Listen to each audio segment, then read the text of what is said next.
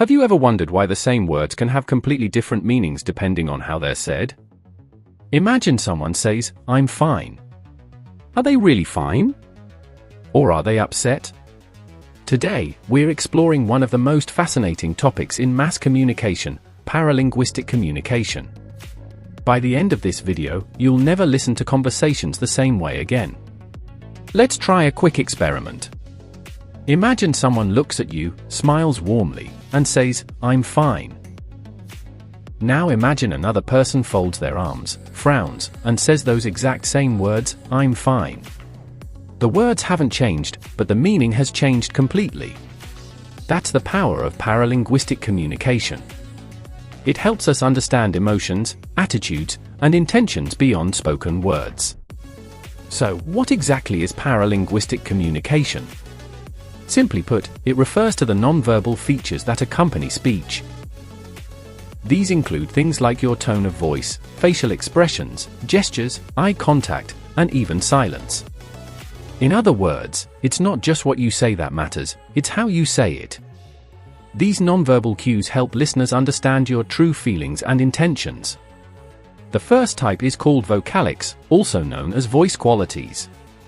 Vocalics refers to how we use our voice when speaking. This includes our tone, pitch, volume, speed, pauses, and intonation.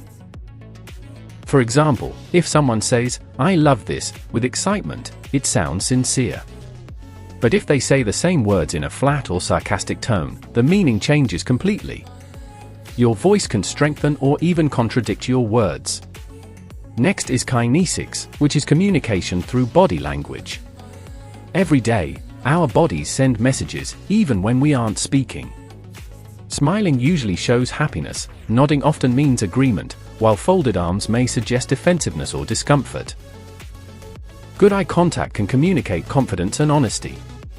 Whether you're giving a presentation or having a casual conversation, your body language often speaks before your words do. Another important type is haptics, which refers to communication through touch. A simple handshake can express respect and professionalism. A hug may communicate love, comfort, or support. A pat on the back can encourage someone after a good performance. However, the meaning of touch depends on culture, relationships, and context. What is considered friendly in one culture may be inappropriate in another, so it's important to be sensitive. Let's move on to Proxemics, the study of personal space. Have you noticed that we stand closer to family and friends than to strangers? That's because distance itself communicates meaning. Standing too close to someone you don't know can make them uncomfortable, while standing too far away during a personal conversation may seem cold or unfriendly. The space between people often reflects the relationship they share. Chronemics is communication through time. Believe it or not, how we use time sends powerful messages. Arriving early for a meeting often shows respect and responsibility. Constantly arriving late may suggest carelessness or a lack of respect. Even replying quickly to messages can communicate that someone is important to you.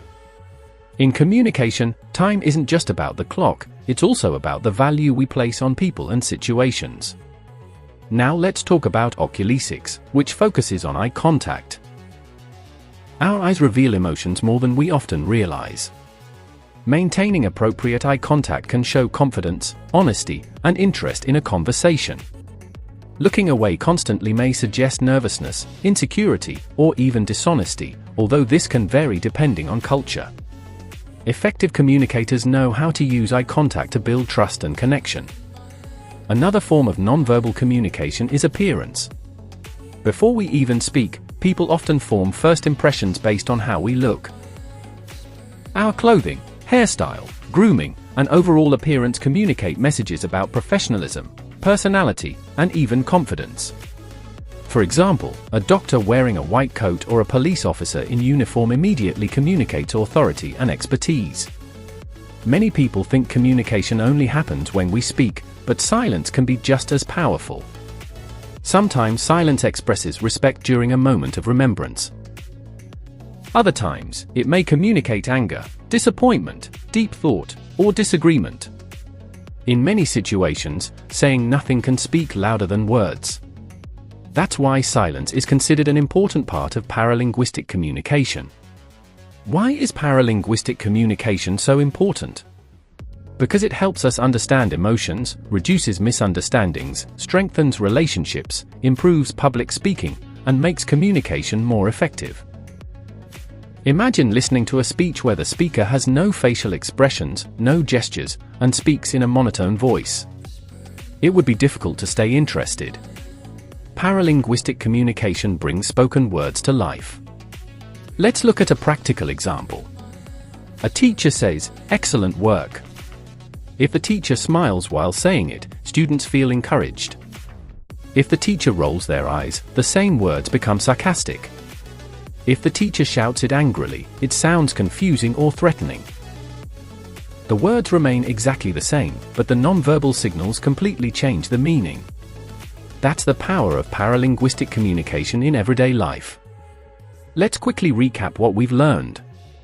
Paralinguistic communication includes Vocalics, Kinesics, Haptics, Proxemics, Chronemics, Oculesics, appearance, and silence. Together, these non-verbal elements shape how messages are understood and interpreted. Mastering these skills can make you a more effective communicator in school, the workplace, and everyday life. Communication is much more than words.